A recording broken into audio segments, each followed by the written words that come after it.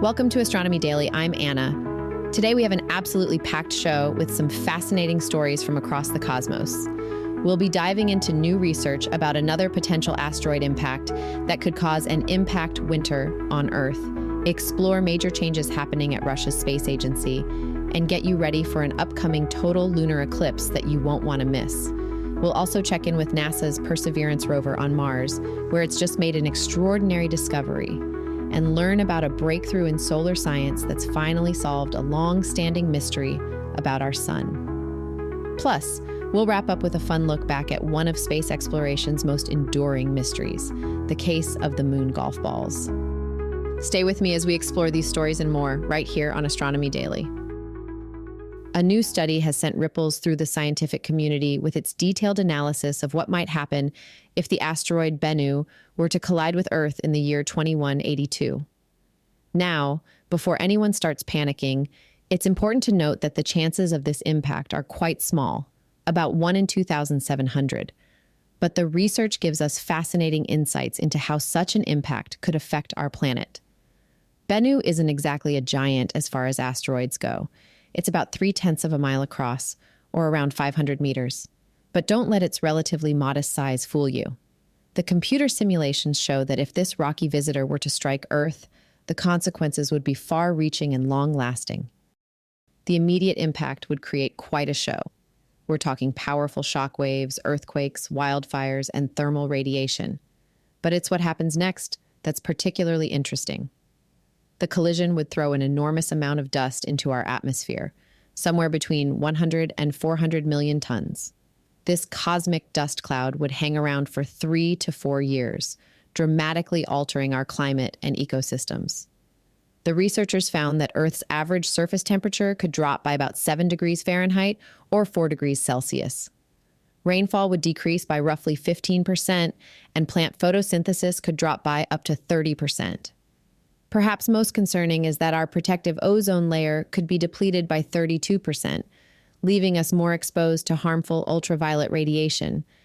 Interestingly, while land-based plant life would struggle to recover for about 2 years, ocean plankton would bounce back within just 6 months. In fact, the iron-rich dust falling into the oceans might even trigger unprecedented blooms of diatoms, a type of algae. The good news is that NASA isn't taking any chances with potential asteroid threats. They've already successfully tested a planetary defense system with the DART mission in 2022, which showed we can actually change an asteroid's trajectory if needed. It's exactly this kind of preparation and forward thinking that could help protect us from future cosmic threats. Next up, let's go to today's news headlines. The landscape of Russia's space program is experiencing a significant shakeup as the Kremlin has dismissed Yuri Borisov from his position as head of Roscosmos after less than 3 years in the role. This change comes in the wake of Russia's first attempted moon mission in nearly half a century, which unfortunately ended in failure when the Luna 25 spacecraft crashed into the lunar surface last August. Taking the helm at Roscosmos is Dmitri Bakhanov, who comes from his previous position as Deputy Transport Minister.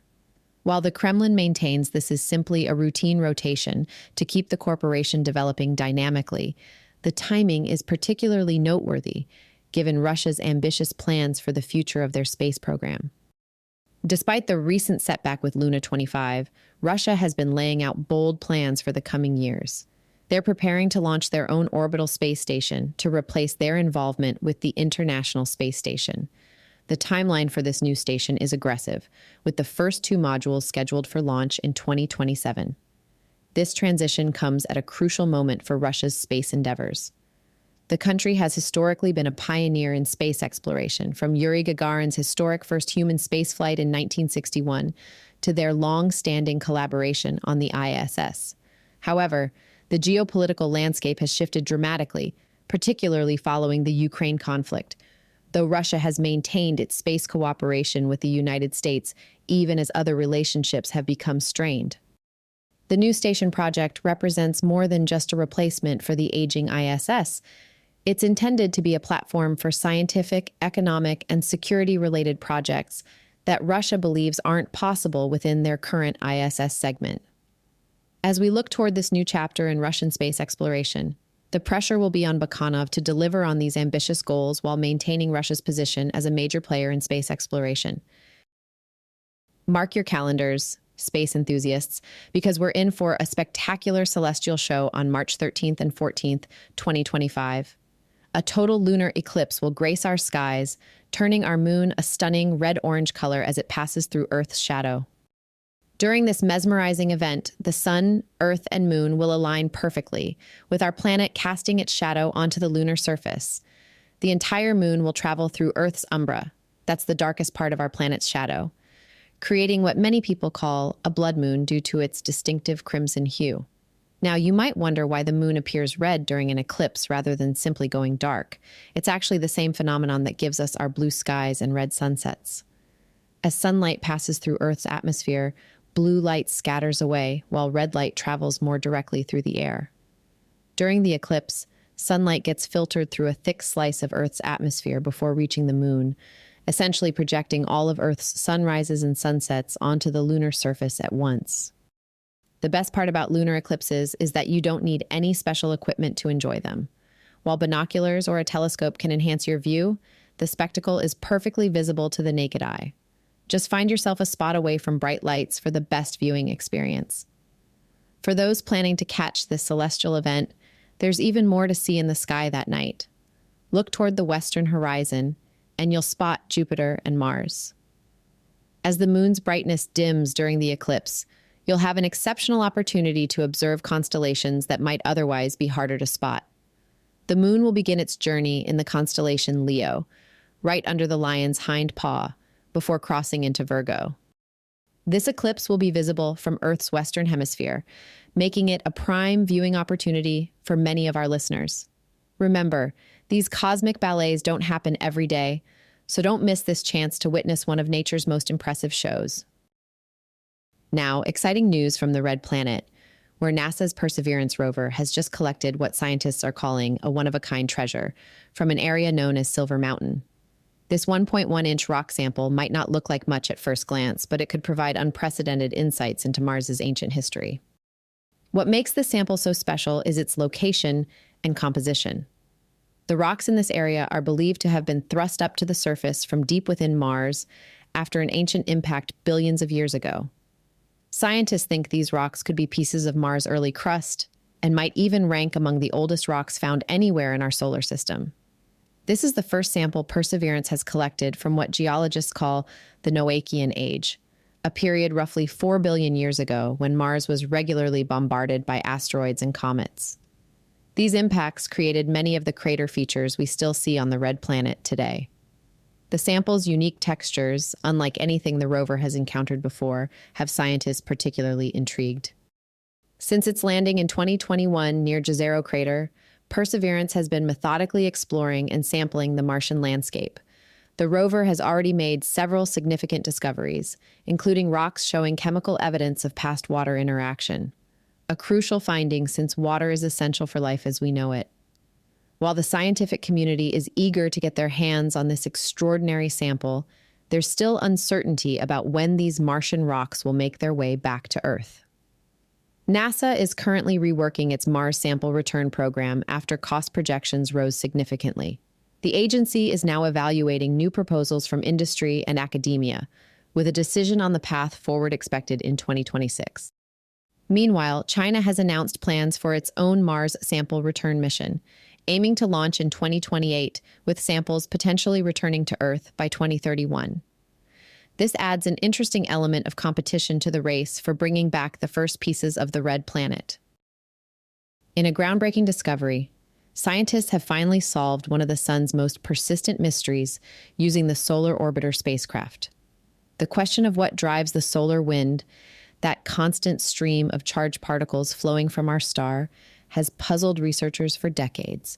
Now we have our answer, and it comes in the form of tiny, hair-like jets erupting from dark patches in the Sun's atmosphere. These fleeting bursts of energy, captured in unprecedented detail by Solar Orbiter's advanced instruments, last for about a minute each and launch charged particles into space at mind-boggling speeds of around 224,000 miles per hour. What's particularly fascinating is that these jets appear to be responsible for both types of solar wind, the fast and slow varieties, something scientists didn't expect to find.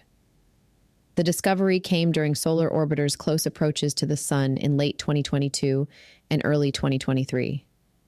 By combining high-resolution images with direct measurements of solar wind particles and magnetic fields, researchers could, for the first time, directly connect these tiny jets to the solar wind detected by their instruments. These jets appear in special regions called coronal holes, dark patches in the sun's atmosphere where the magnetic field stretches out into space instead of looping back to the surface. While scientists knew that fast solar wind came from these coronal holes, the revelation that slow solar wind also originates from the same source came as a complete surprise. This breakthrough has significant implications for our understanding of space weather and its effects on Earth. The solar wind shapes our planet's magnetic environment and can impact everything from satellite operations to power grids. By better understanding its origins, we might improve our ability to predict and prepare for solar storms and other space weather events. The discovery was only possible thanks to solar orbiters' unique combination of imaging systems and particle detection instruments, showcasing how modern technology is helping us unravel the sun's deepest secrets. Scientists plan to gather more data during future close approaches to better understand exactly how these tiny jets manage to launch the solar wind into space. To wrap up today, here's a lighthearted but fascinating story from the Apollo era that still puzzles space historians today. When Alan Shepard became the first and so far only person to play golf on the moon during the Apollo 14 mission in 1971, he deliberately kept one detail secret: the brand of golf balls he used for his famous lunar shots. Shepard had gotten special permission from NASA for this unique lunar activity, but with one important condition: it couldn't be used for commercial purposes. To prevent any company from capitalizing on this historic moment, Shepard never revealed which brand of balls made it to the moon, famously stating that he hadn't even told his wife. Over the years, several competing claims have emerged about these lunar golf balls. One story comes from Shepard's barber, Carlos Villagomez, who received a signed MaxFly ball from the astronaut shortly after the mission. Then there's Jack Harden, the golf pro who helped Shepard modify the famous 6-iron club, who claimed they were customized Spalding range balls. Even the Daisy Company has staked a claim, pointing to a signed crew photo thanking them for their golf balls. Adding to the intrigue, Shepard himself mentioned that he personally paid for the 2 golf balls, seemingly contradicting these gift-based origin stories. While we might hope to solve this mystery by examining the balls on the moon, they've likely been damaged beyond recognition by decades of extreme temperature swings and radiation exposure. Despite the uncertainty around the brand, what we do know is that Shepard's lunar golf shots didn't quite live up to his excited claim of the balls traveling miles and miles and miles in the moon's low gravity. Later analysis of lunar photographs showed his best shot traveled about 40 yards, still impressive considering he was wearing a bulky spacesuit and could only swing one-handed. Well, that brings us to the end of today's fascinating journey through space and astronomy news. This is Anna, and I've truly enjoyed sharing these incredible stories with you. If you're hungry for more space news and want to stay up to date with the latest developments, I've got some great ways for you to do just that. Head over to astronomydaily.io, where you'll find our constantly updating newsfeed covering all the latest space and astronomy developments. While you're there, you can also catch up on all our previous episodes if you've missed any of our earlier coverage. We're also very active on social media. You can find us by searching for Astro Daily Pod on Facebook, X, YouTube Music, and TikTok. It's a great way to stay connected and join the conversation about these amazing space discoveries. And if you're enjoying the show, which I hope you are, make sure to subscribe wherever you get your podcasts. We're available on all major platforms, including Spotify, Apple Podcasts, and YouTube. This way, you'll never miss an episode as we continue to explore the wonders of space together. Thanks for listening to Astronomy Daily. I'm Anna, reminding you to keep looking up, and I'll see you next time as we continue our journey through the cosmos.